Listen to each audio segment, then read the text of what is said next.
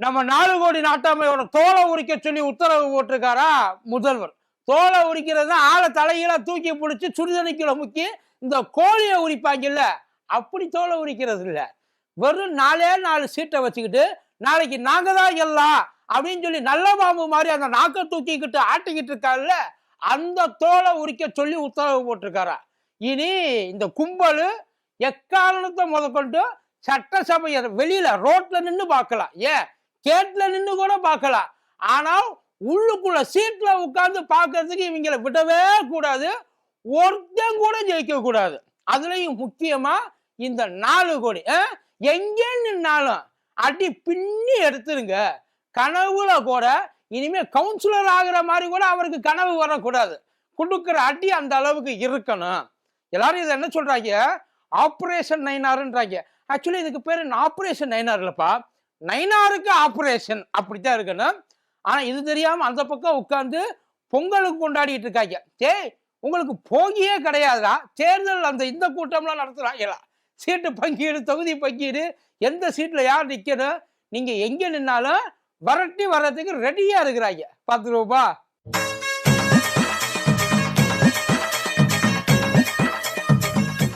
Booster சுகரை control பண்ணும், உங்க ஆரோக்கியத்தை மீட்டு தரும். சர்க்கரையை கட்டுப்படுத்துறதுக்கான எளிமையான வழிமுறை, இயற்கையான வழிமுறை. அனைத்து மருந்து கடைகளிலும் கிடைக்கும். மதியம் வணக்கம். இது மதியம் தர்பார் கோப்பு. அதிமுகவை கூட ஆப்ஷனலா வைங்க. உங்களோட ஃபர்ஸ்ட் எய்ம் அவங்களா இருக்கக்கூடாது. அவங்கள அப்புறமா அவங்க தான் பார்த்துக்குவோம். ஆனா முழுக்க இந்த பாஜக பணிச்சரை வச்சு எவ்வளவு ஃபன் பண்ண முடியுமோ அவ்வளவு ஃபன் பண்ணுங்க. இந்த 4 அவங்க கையில இருக்கக்கூடாது. இப்ப இந்த அதிமுக கையில இருக்கிறத பத்தியெல்லாம் பிரச்சனையே கிடையாது. அது அவங்களுக்கு நமக்கு மாத்தி எப்ப வேணாலும் வந்து வரலாம் போகலாம். அதை பத்தி ஒரு பிரச்சனையும் கிடையாது. ஆனா இந்த 4 இவங்க கையில இருக்கவே கூடாது. இவங்க இனிமே வேடிக்கை மட்டும்தான் பார்க்கணும் அப்படின்றதுல ரொம்ப தெளிவா தலைமை முடிவு எடுத்திருக்கா. அதுலயும் முக்கியமா நயினார் அண்ணன். ஏன் நயினார் அண்ணன் அப்படின்னா, 2001 இருந்து இப்ப 2021 வரைக்கும் அண்ணன் ஒரே தொகுதியில தான் உட்கார்ந்து இருக்காப்புல. இதுல வந்து அண்ணனுக்கு வந்து ராசியான நம்பர் 1, இதுல அன்னைக்கு நம்பர் 6. பிரச்சனை இங்கதான் இருக்குது. 2001, 2011, 2021 இந்த 3லயுமே அண்ணன் வரிசையா ஜெயிச்சுக்கிட்டே வந்தாப்புல. அதே மாதிரி 2006, 2016, அடுத்து வரப்போற 2026 இது உள்ளுக்குள்ள அண்ணனுக்கு ஒரு இதை கொடுத்துருக்கு ஆட்டோமேட்டிக்கா. ஏன்னா அண்ணனுக்கு எப்படி வந்து திமுக அதிமுக மாற்றி வருதோ, அண்ணன் எந்த கட்சியில நின்னாலும் அண்ணனுக்கு அடுத்தடுத்து அது வந்து நல்ல ஒரு ஆப்பர்ச்சுனிட்டியை கொடுக்கறது கிடையாது. இப்ப 2026 அண்ணன் சோசியம்லாம் வேற பார்த்து நாம இங்கே இருக்கலாமா இல்ல மாறி ஈறி போகலாமா, அதாவது சாத்தூர் பக்கம் நாங்குநேரி பக்கம் போகலாமா அப்படின்ற பேச்செல்லாம் அடிபட்டுக்கிட்டு வந்துச்சு. பட் இருந்தாலும் அண்ணன் வந்து இந்த தடவை ஏதோ ஏன் நம்ம போகணும், ஏன்னா அந்த தொகுதியில எந்த கட்சி போட்டி போடுன்றது முக்கியம் இல்லை, யாரு போட்டி போடுறதுன்றது தான் முக்கியம் அப்படின்ற ஒரு மைண்ட் செட்டுக்கு அண்ணன் வந்துட்டார். அண்ணனுக்கு அந்த ஃபீல் வந்துடுச்சு. குத்து மதிப்பா, அதாவது இன்னும் தொகுதி பிரிக்கல, யாருக்கு என்ன தொகுதின்னு ஒதுக்கல, எதுவுமே பண்ணல.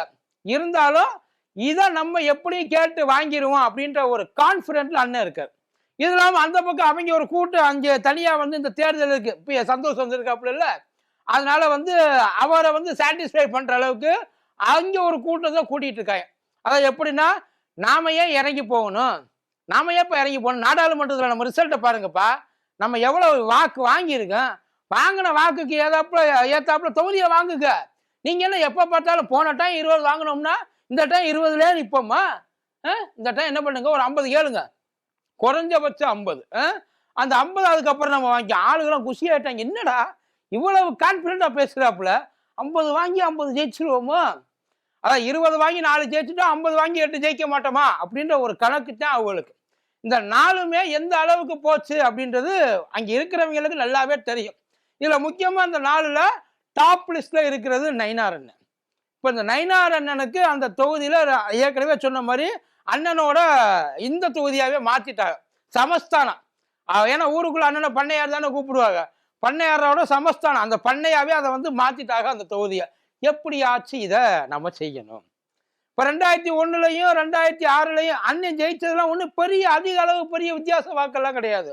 600, 700, 1000 இவ்வளவுதான். இந்த டஃப்பான காம்படிஷன் தான். 2001 2006 2016 2017 2018 2019 இந்த 3லயுமே அண்ணன் ஜெயிச்சது வந்து பெரிய அளவு வித்தியாசம் கிடையாது. 600, 700, 1000 இவ்வளவுதான். 2001 அண்ணனுக்கு எப்படி அந்த வாய்ப்பு கிடைச்சது? கருப்பசாமி பாண்டியன் அண்ணன். அவர் வந்து இங்கேருந்து அங்கிட்டு போனாரு. அதனால அண்ணனுக்கு அந்த இடத்துல ஒரு வாய்ப்பு கிடைச்சது. அப்பயுமே அண்ணன் வாங்கின வாக்கு, அந்த ஜெயிச்சது வந்து வெறும் 700 வாக்கு தான் முறையா. பட் ஆனா பாருங்கப்ப, எந்த இடத்துல அண்ணன் இருக்கிறாரோ அங்கே அவர் அவ்வளவு விசுவாசமா இருப்பார்.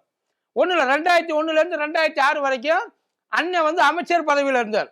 அதான் ஒரே இலாக்காவுக்கு அமைச்சரா இல்லைனாலும் ஒரே அமைச்சரா 5 வருஷமா அமைச்சராகவே இருந்து சாதிச்சு காட்டினவர் அம்மாவோட ஆட்சியில். பல இலாக்கா மாறினாலும் அவர் அமைச்சராக்குறத மட்டும் அம்மா படல. ஆனால் அதுக்கப்புறம் 2006 அப்புறம் தோத்ததுக்கு அப்புறம் 2011 மறுபடியும் ஜெயிச்சு வந்தார். மறுபடியும் நல்லா ஜெயிச்சு வந்தோன்னே இப்பயும் நம்மளை அம்மா அமைச்சராக்குவாங்க அப்படின்னு அவர் நினைச்சாரு. ஆனால் கடைசி வரையும் அமைச்சராகவே ஆக்கல். அதுக்கப்புறம் 2016 ஜெயிச்சாங்க. ஜெயிச்சதுக்கு அப்புறம் என்ன ஆச்சுன்றது தெரியும். அண்ணன் ஜெயிக்கல, அம்மா ஜெயிச்சாங்க, அண்ணன் ஜெயிக்கல. அது ஜெயிக்கல. அதுக்கப்புறம் வந்து 2017 போனதுக்கப்புறம் அண்ணன் வந்து இங்கே தினகரன் கூட போனாப்புல, டிடிவி அண்ணன் கூட அங்கே போயிட்டு அங்கே கொஞ்ச நாள் இருந்தாரு. ஆனால் அங்கேயுமே அண்ணனுக்கு இருக்க பிடிக்கல. நாம் ஏதாச்சும் ஒரு புது பிளட்டு மாறுவோம், ரொம்ப நாளாக இதே பிளட்லையோ ஓடிக்கிட்டு இருக்கோம், அதனால சேஞ்ச் பண்ணி பார்ப்போம்னு சொல்லி சேஞ்ச் பண்ணி தான் அங்கே போனது. அங்கே போனதுக்கப்புறம் அண்ணன் என்னென்ன பேசினாருன்றது எல்லாம் தெரியும். இவ்வளவு ஏன் எந்த கட்சியில் இருக்கா அந்த கட்சிக்கு அவ்வளோ விசுவாசமாக இருப்பார். அதனால என்ன பண்ணிட்டாப்புல, கொஞ்சம் ஓவராகவே பேசிட்டாப்புல. அண்ணன் திரும்ப இங்கே வர்றப்ப, யோ உங்களுக்கெல்லாம் ஏதாச்சும் இருக்கா இல்லையா, எப்படி உனக்கு இப்படிலாம் பேசுறதுக்கு மனசு வந்துச்சு? நீ இப்போ வேணா இங்கே விசுவாசியா இருக்கலாம், ஆனால் எங்கேருந்து ஆரம்பிச்சிய? உங்களுக்கெல்லாம் உங்களை நம்பி அந்த அம்மா வந்து எத்தனை நாள் கூட வச்சிருந்துச்சு, அசிங்கமா உள்ள அந்த அம்மா இந்த கட்சியை பற்றி பேசுறதுக்கு கேட்டாங்க சார். கருப்பு கொடியெல்லாம் காட்டினாங்க. இன்னமும் சொல்ல போனா இந்த அமைச்சர் பதவி இப்ப இருக்கிறதுல யாரால வந்தது? அரசியலுக்கு யாரால வந்த? உன்னை யார் தூக்கி கொண்டு வந்து உட்கார வச்சது? இத்தனை நாள உன்னை யாரு பார்த்துக்கிட்டது? இப்படி உண்டா கட்சிக்கு ரெண்டகம் பண்ணலாமா? இதுதான் உன் நன்றி உணர்வா அப்படின்னு சொல்லி இருக்கிற அத்தனை பேரும் கேட்டாங்க. இன்க்ளூடிங் இன்னைக்கு இருக்கிற ஆட்களும் சேர்ந்தாப்புல. அவங்கவுங்க இஷ்டத்துக்கு என்ன. ஆனா இது எல்லாத்தையும் ஐயா தாங்கிக்கிட்டு இருந்தார். நயினார் அண்ணன் தாங்கிக்கிட்டு இருந்தாப்புல. அதே மாதிரி நயினார் அண்ணன் ஒரு நல்ல பழக்கம் ஒன்று உண்டு. என்ன விஷயம்னா, என்னதான் வெளியில போனாலும் அங்க இருக்கிற பிரசன்ட்ல இருக்கிற ஆளுக கூட பிரச்சனையே பண்ண மாட்டார். எல்லாரு கூடயும் அவரை போய் கேட்டா, அவர் வந்து மற்றவங்களுக்கு எப்படின்னு தெரியல, நமக்கு ரொம்ப நல்ல மனுஷப்பா, நம்மளை பத்தி எதுவும் அது அரசியல்ல பேசுறது சாதாரணம், ஆனா மற்றபடி தனிப்பட்ட முறையில் மனுஷன் வந்து நம்ம மேல ஒரு நல்ல மரியாதை வச்சிருக்கு அப்படின்ற அந்த ஒரு இமேஜை அண்ணன் இன்னைக்கு வரைக்கும் மெயின்டைன் பண்ணிட்டு வர்றாரு. ஆனா என்னதான் இருந்தாலும் இப்ப இறங்கியாச்சு இல்லையா, பார்க்கலாம். அதாவது பாலிடிக்ஸ்ல வந்து எந்த அளவுக்கு வந்து யாரு பெரிய ஆளு, இப்ப அந்த இடம் நம்ம கோட்டை கிடையாது அப்படின்றது எல்லாருக்குமே நல்லா தெரியும். அதாவது திமுகவுக்கு தெரியும். அந்த இடம் யாருக்குமே கோட்டை கிடையாது. அது மாறி மாறி மாறி மாறி தான் வருது. ஆனா இனிமேல் அப்படி மாறி மாறி வந்தாலும் அது திமுக அதிமுக தான் மாறி மாறி வந்துச்சே தவிர பாஜகன்ற பேர் அந்த இடத்துல வர்றது நல்லா இல்லை. அதனால எந்த அளவுக்கு இறங்கி, அதாவது இந்த உங்களுக்குள்ள இருக்க அந்த கோஷ்டி மோதல், ஏன்னா உள்ளுக்குள்ள கோஷ்டி மோதல்ன்றது இருக்கு. 2021 அவர் லட்சுமணன் தோத்ததுக்கு காரணம் இந்த பக்கம் நம்ம பாளையங்கோட்டை பஞ்சாயத்து தான். அண்ணன் அப்துல் வகாப் இருக்காருல்ல, அவர் வகாப்புக்கு முன்னாடி பாளையங்கோட்டை அது திமுக கோட்டை தான். 1996 அங்கே வந்து அவங்க தான் இருந்தாங்கன்னு வைங்கல. அண்ணன் மைதில் அண்ணன் தான் தொடர்ந்து எல்லாத்தையும் வச்சுட்டு வந்தாப்புல. அதுக்கப்புறம் 2021 மாற்றி கொடுத்தா வகாபண்ணனுக்கு.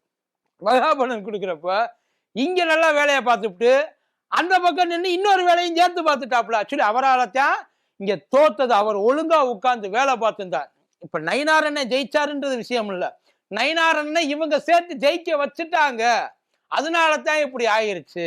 இல்லாட்டினா வந்து அங்கே பாஜக ஜெயிக்கிறதுக்கு வாய்ப்பு இல்லை. ஒன்று திமுக வந்திருக்கணும், இல்லை அதிமுக வந்திருக்கணும் அப்படின்ற மாதிரி கொண்டாந்து கொடுக்குறார். இப்போ அதை ஏன் நம்ம வந்து இப்போ அந்த இடத்துல பாஜகன்ற பேரை கேட்டாலே பதறுவாங்க, ஏன் அதை வந்து பண்ணாங்க அப்படின்ற ஒரு பிரச்சனை எல்லாருக்குமே இருக்கு. அதிமுக கூட கூட்டணியில இருக்கட்டுமே, இருந்தாலும் அந்த இடத்துல வந்து வெறும் நயினாரனோட மவுசு மட்டுமா கிடையாது, இவங்க கிட்ட இருக்கிற பிரச்சனையும் கூட. ஒழுங்கா உட்காந்து வேலை பார்த்துருந்தா இந்நேரம் ஒருவேளை அந்த தொகுதி இந்த கைக்கு வந்திருக்கும் அப்படின்றது தான் எல்லாரோடைய நினப்பு. அதை மனசுல வச்சுக்கிட்டு தான் நம்ம சிஎம் இருக்காருல, போனப்ப கூட வகாபண்ண வரவேற்பு கொடுக்கறதுக்காக நின்றுருக்காப்புல. முடியாதுன்ட்டா, இல்லை எனக்கு வேண்டாம், அந்த வரவேற்பு வேண்டாம், வேலை பார்க்காதவங்கள்ட்ட போயிட்டு வரவேற்பை மட்டும் வாங்கி நான் என்னத்தை பண்றது? ஒழுங்கா உட்கார்ந்து அத்தனை பேரும் இந்த எலெக்ஷன்ல இந்த உள்ளடி வேலையெல்லாம் பார்க்காம ஒழுங்கா வேலை பார்க்குறிய, உண்மையா வேலை பார்க்குறிய, ஜெயிக்கணும், யார் நின்னாலும் ஜெயிக்கணும். ஒட்டுமொத்த திருநெல்வேலியில இருக்க எல்லா தொகுதியும், சுத்தில இருக்க எல்லா தொகுதியும் நம்ம கைக்கு வரணும்.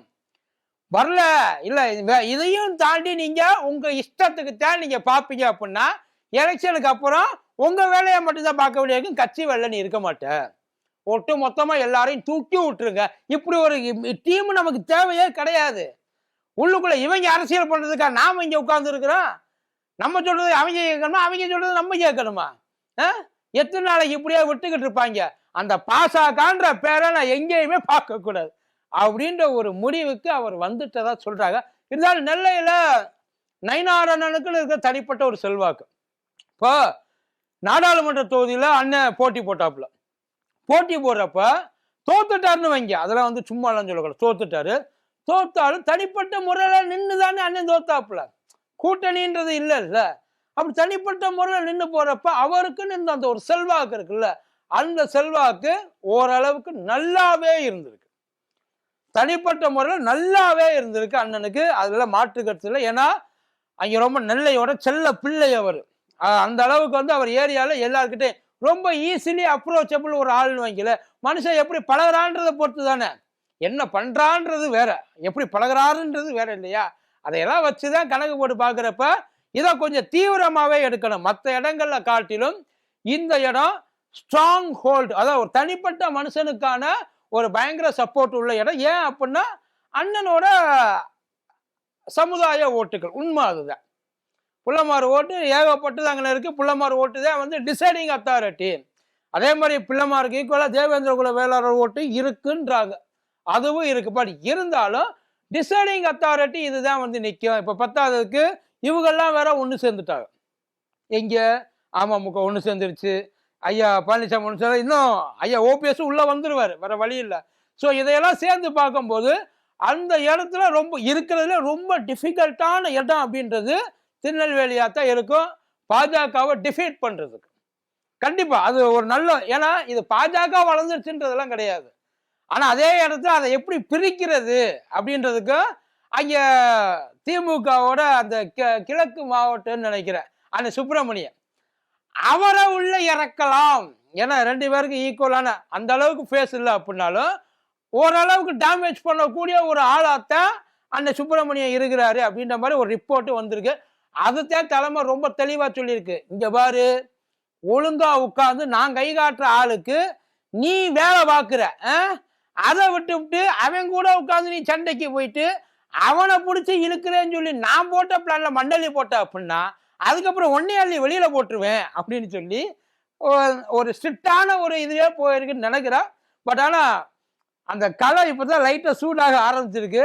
இன்னும் ஏப்ரல் மாசத்துலலாம் எப்படி எரிமலையா வெடிக்கின்றதெல்லாம் தெரியல, பார்ப்போம். ஆனா இது வந்து நயினார் அண்ணனுக்கு தனிப்பட்ட முறையில் இருக்கிற சப்போர்ட்டு எந்த அளவுக்கு வந்து அண்ணனுக்கு கை கொடுத்து தூக்கி விடும். ஆனா சொல்ல முடியாது. உள்ளுக்குள்ளேயே எந்த அளவுக்கு திமுகவுக்குள்ள உள்ளடி வேலைகள் இருக்குதோ அதே அளவுக்கு டபுள் மடங்கா பாஜகவுக்குள்ள இருக்கு. ஆனா நயினார் அண்ணனுக்கு எதிராக திரும்புவாங்களா அப்படின்றது தான் தெரியல. அண்ணனுக்கு கீழே இருக்கிறவங்க இல்ல அண்ணனை பிடிக்காதவங்களும் அங்கே இருக்கலாம் இல்லையா, இது இல்லாம வேற ஒருத்தர் பிடிச்சவங்களும் அங்கே இருக்கலாம் இல்லையா. இதெல்லாம் சேர்ந்து ஒரு நல்ல ஒரு பயங்கரமான ஒரு கிளைமேக்ஸை திருநெல்வேலி கொடுக்கறதுக்கு காத்துக்கிட்டு இருக்கு. பார்ப்போம் நயினார் அண்ணன் மறுபடியும் இந்த அண்ணனோட இந்த ரொட்டீனை பிரேக் பண்ணுவாரா, அண்ணன் மறுபடியும் ஒருவேளை இந்த தடவை வந்து நிரூபிச்சார் அப்படின்னா உண்மையில நல்லா அவரோட கோட்டையாத்தான் இருக்கும், அதெல்லாம் மாற்றமே இல்லை. ஆனா அதை உடைச்சிட்டாங்கன்னா அதுக்கப்புறம் அண்ணன் உட்கார்ந்து பூட்டை தேய்க்க வேண்டியது. பாப்போம் என்ன நடக்குன்றதை போ தெரியும். நன்றி.